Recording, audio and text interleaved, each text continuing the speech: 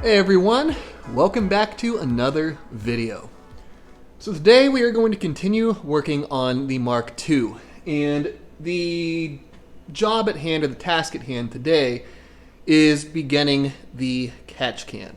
So in the intro montage, you guys saw that I was cutting and prepping these 6 7-inch by 7-inch by 1/8-inch thick panels, and these will be the body of the catch can. Now I have an extra sheet of 1/8-inch aluminum over there for any baffling and anything else that I want to include on the inside of the tank, but we won't get to that until the main body of it is crafted, created, and all of that. So in looking around at the engine bay on the Mark II, I think the most advantageous location for the catch can is right in this pocket back here. Now I would put it over on the other side, and that would make a little bit more sense, but I don't have my brake master cylinder and brake booster right now, or at least not installed in the car, so I don't want to put anything in this area that may end up being an impediment to the actual braking system, excuse me. The braking system is more important than the breather system, so we'll leave that corner over there for the brakes for the clutch, and instead come over here and make it work in this pocket. Now I just placed the order for the rest of the materials and kind of fittings and everything else that I need that I can't easily craft here myself. So we can't complete the catch can today, but we can at least get a jump start on it. And like I said, get kind of the main body crafted for it, things figured out along those lines, and when those other materials arrive, then we can actually finish it and move on to the next project that I'll be working on this car.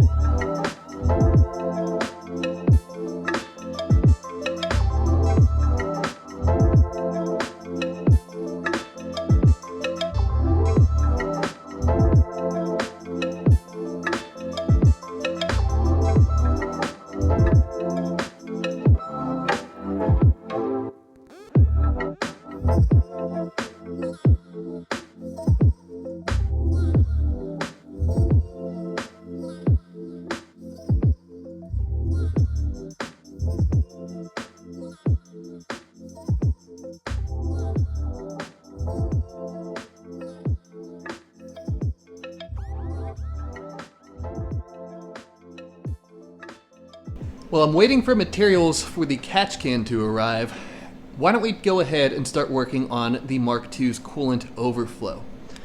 So I have most of the materials sitting right here for it. All that I'm missing is my number 6 ORB bung that'll go on the hemisphere and the number 6 ORB fitting. So I have some 3-inch, 1/8-inch wall aluminum tubing. We have a hemisphere from LPS Fab. Have 2 M8 125 weld bungs to actually mount this to the side of the radiator.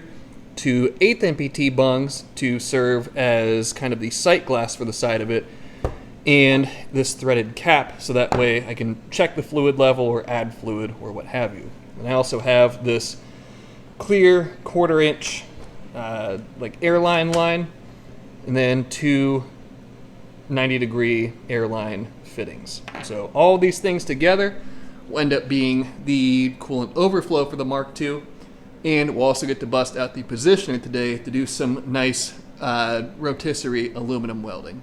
So the first thing that needs to be done is I need to cut this piece of tubing down to size, as I don't want to use a 1-foot section of this tubing to make the overflow. I think that would be a little bit excessive. So what I'll more than likely do is cut either a 4 or 6 inch section out of this, and then that will be the main body of it. We can weld the hemisphere to one side, the cap to the other, figure out where these two bungs are going to be located, so on and so forth. Coolant overflows are pretty straightforward. The only thing that you really have to do is figure out the volume for it, which Canton products, they have a really good, it's a really good kind of breakdown as to how to size these appropriately. This one, at least according to their math, will be undersized, but I think for what we're doing with this car and the space that I'm working with, if it's a little bit undersized, that'll work out perfectly fine still.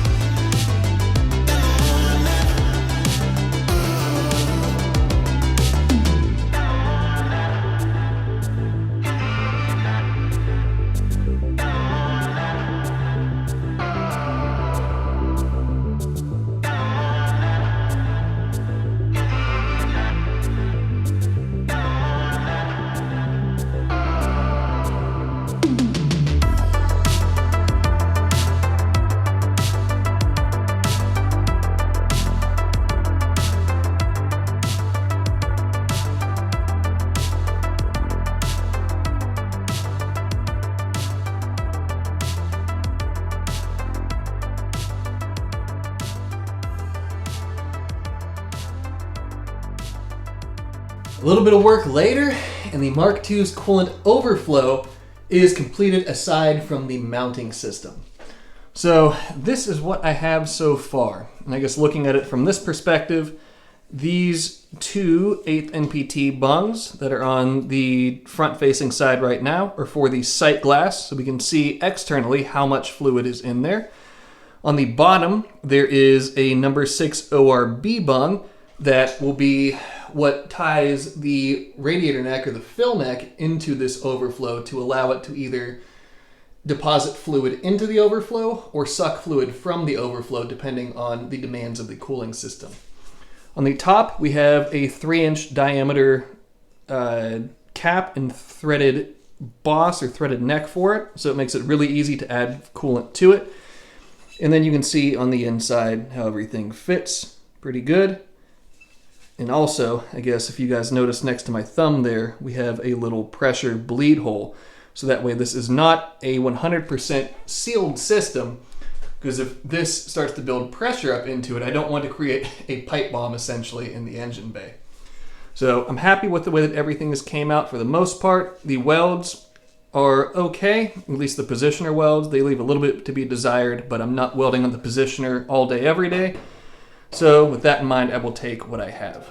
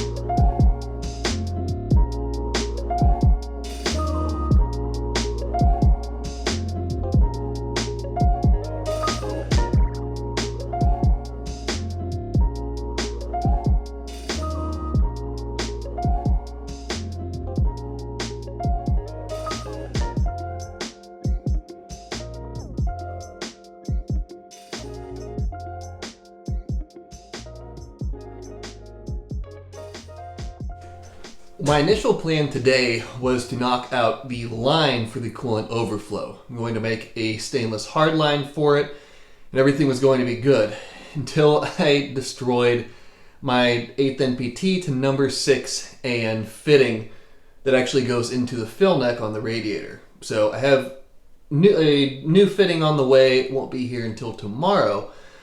So I had to kind of audible to another project, and we are going to get back to work on the catch can. So what I'm going to do, at least initially, is to take these 2 1/2-inch hose barb deals, put them on the side of the catch can, and knock out my baffling on the inside of it. Now, I won't be able to fully finish this right now, as I'm doing something a little bit different for the actual filter for it. And again, I'm at the whim of, or at the discretion of logistics companies to get me the parts that I'm waiting on right now. But like I said, that doesn't mean that I can't get some things done right now. So we'll go ahead and knock this portion out. So the first thing that I need to do is to actually locate these 2 hose barbs, as that will kind of dictate the rest of where everything else is located on the inside of the can as far as baffling is concerned and all of that. I have a pretty cool idea for the baffling on the inside of it. It's something that I haven't done before, but I think should be pretty effective for what I'm looking for and what I'm doing with this.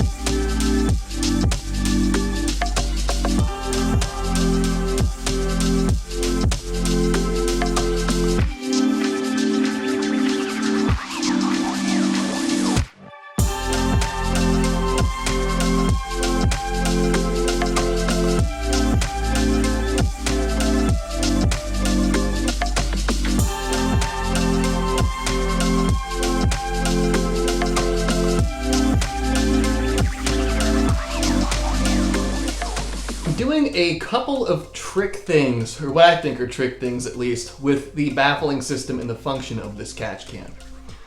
So right here we have 2/3 of the baffle set. The third is right over here. But the way that this works, we have the 2 inlets to the catch can that come in, and they will hit the inside of this plate right here, directing any waste down towards the bottom of the can. I have the second baffle that overlaps the first baffle just to prevent any spillback or any spillover from happening.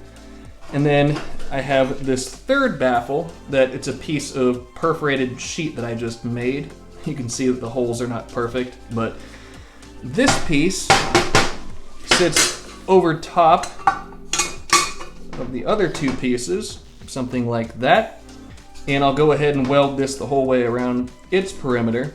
And this will allow any gas that is entering the can to escape easily, but will provide a little bit more of a resistance to fluid making its way up to the filter.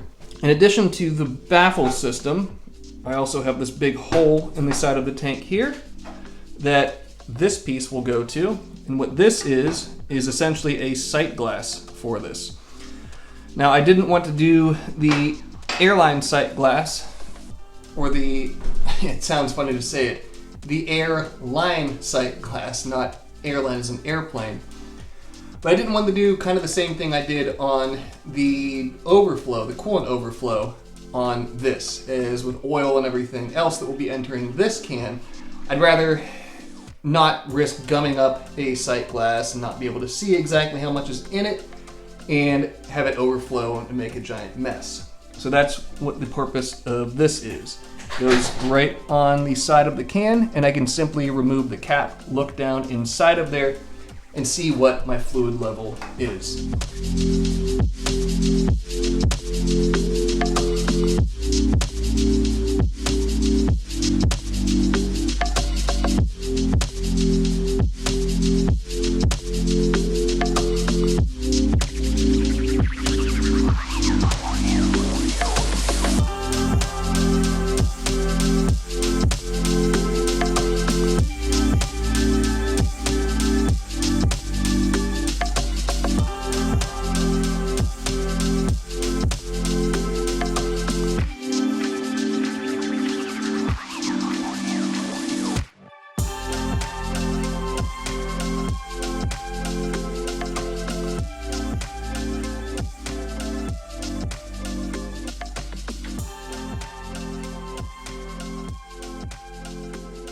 The Mark II's catch can is completed aside from mounting, and this is always the tricky part with building kind of cans and tanks and things along those lines. So in looking at the engine bay, I have 2 mount holes that I can use easily. I have this one right here that I put a bolt in already. I have this one on the strut tower, and then I'll need to figure out a third point of contact here, which I'm leaning towards this square hole right back where my index finger is. But in order to do that, I'll need to put a riv nut in place, and I need to figure out a way to do that without destroying the brand new paint in the Mark II's engine bay. So I'll focus on the first 2 mounts to start, and then I'll deal with that square hole in a little while. But this is the end product, or at least so far, of the catch can. So we have the 2 inlets. We have the tube on the side, which I don't think I talked about this earlier in the video, but this is essentially a sight glass, and I can remove this cap and very quickly and easily look down into it to see what the fluid level is on the inside of the tank. You can see that it goes the whole way down to the bottom right here, obviously not factoring in this little pocket, but I'm not super concerned with that, as 3/4 of an inch down at the bottom isn't going to make or break the capacity of this can. And then the big hole in the top is where the filter sits. And rather than running 2 little cone filters, I opted to get a panel filter, which I'll show this in a little while once I get this fully mounted in the car. But the filter is kind of a press fit into here, no retention necessary, and it's really cool, really easy to do that way. So without me running my suck anymore, let's go ahead and start knocking out the mounting for this.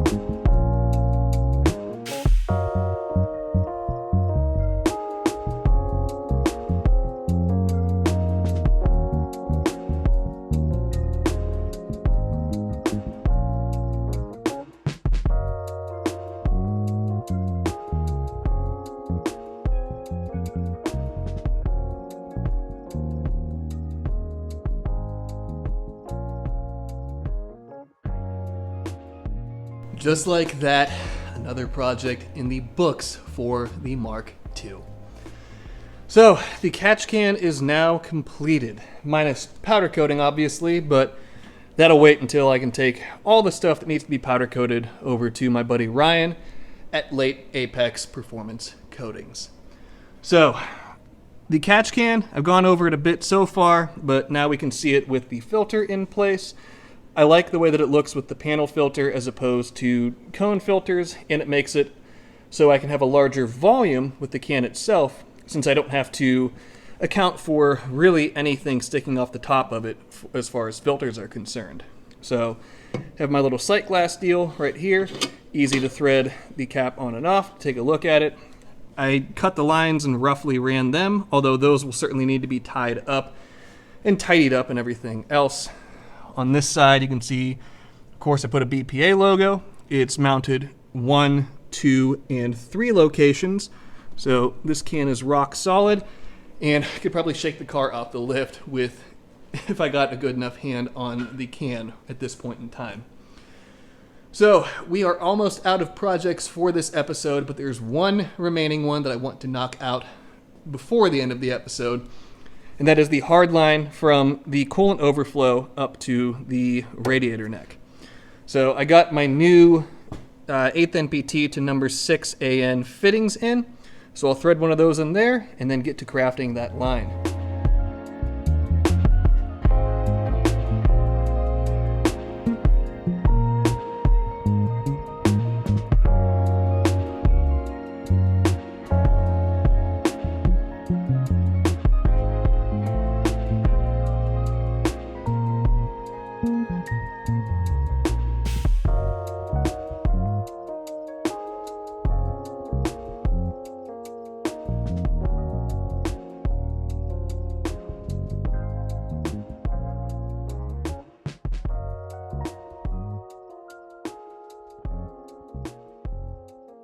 Well, the Overflow hardline came out all right. It certainly fits, but I'm not the most happy with it, and I'll more than likely end up redoing it and switching this out for an angled fitting if I can find one.